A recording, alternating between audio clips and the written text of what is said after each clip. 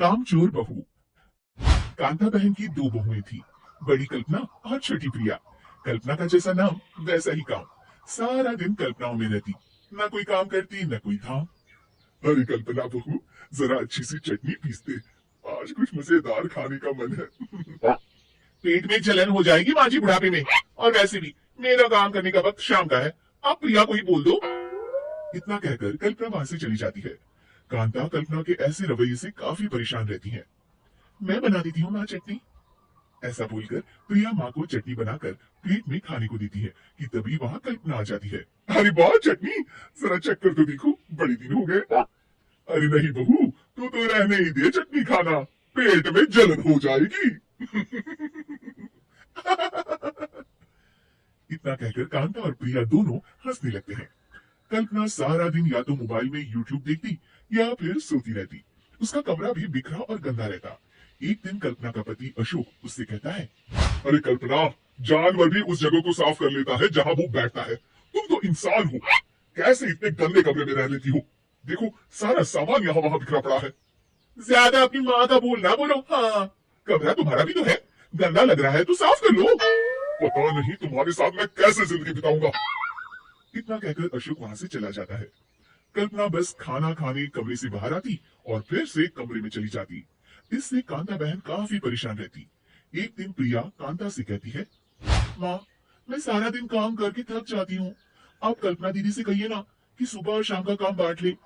मैं तो अब सिर्फ एक वक्त का ही काम करूंगी। हाँ। अरे तो वो भी ना करना, एक बहू तो कामचोर थी, दूसरी भी आ गई काम ना करने के बहाने लेकर। तभी वहां प्रिया का पति रमेश आ जाता है।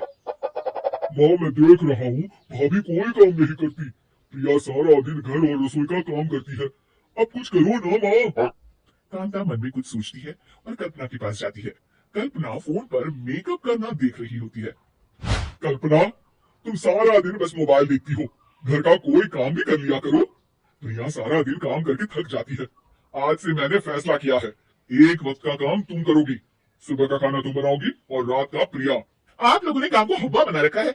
अरे पता नहीं थोड़ा सा ज्यादा काम करने में आप लोग घबरा क्यों जाती हैं। और हाँ, बहुत ज्यादा प्रिया की तारीफ मत करिए मेरे सामने, बड़ी बहू तो मैं ही रहूंगी।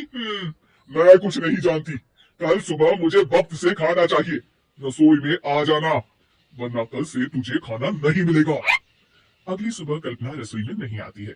वो देर से सोकर उठती है और बाहर आकर कहती है, भूख लगी है, आज खाने में क्या है? इतनी देर हो गई, आज किसी ने मुझे उठाया भी नहीं, पता नहीं कहाँ है सब। कल्पना को घर में कोई नहीं दिखता। वो रसोई की तरफ जाती है जहाँ बड़ा सा ताला लगा होता है। अरे, रसोई में ताला? ओ, मैं तो भूल ही गई थी। माँ ने आज से सुबह का खाना मुझे बनाने को कहा था। हे भगवान, इतने लोगों का खाना बनाना क्या आसान है? तभी घर के सारे सदस्य बाहर से वापस आते हैं। वाह माँ जी, मजा आ गया छोले भटूरे खाकर। मेरे मुंह में तो अभी भी स्वाद आ रहा है। अरे कल्पना, तेरे भरोसे रहते तो हम तो भूखे ही रह जाते। कल्पना को बहुत गुस्सा आ जाता है। अब बहुत हो गया, आज से मैं अपनी रसोई अलग कर रही हूँ, मैं अपना खाना खुद बना लिया करूंगी। कल्पना अपनी रसोई अलग कर लेती है, पर आए दिन उसका देर से उठना और काम न करने की आदत से वो भूखी ही रह जाती थी। उसी के सामने घर के लोग अच्छे अच्छे पकवान खाते और कामचोर कल्पना को जैसे तैसे ही खाना बनाकर खाना पड़ता। पर एक दिन तो हद ही हो गई।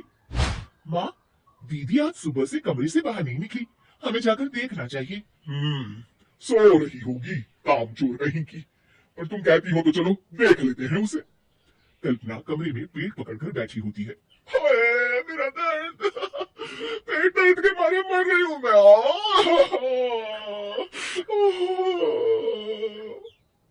अरे दीदी क्या हुआ, पेट में दर्द क्यों हो रहा है, डॉक्टर को दिखाया आपने? माँ, कल्पना खड़ी होती है और माँ जी के पास आती है। मुझे माफ कर दीजिए, अब से मैं सारे काम में मदद करूंगी, कभी आलस और काम चोरी नहीं करूंगी। हाँ हाँ, वो तो ठीक है, लेकिन अचानक क्या हो गया जो तू काम करने को तैयार हो गई? कामचोर कल्पना। हाँ, लगातार बासी और उल्टा पुल्टा खाना खाने के कारण मेरे पेट में इंफेक्शन हो गया है। काम न करना पड़े इसलिए मैं 2 दिन का खाना एक दिन ही बना लेती थी। बासी और खराब खाना खाने के कारण लेने के देने पड़ गए। पेट में दर्द हो रहा है। चलो अच्छा हुआ देर आए दुरुस्त आए।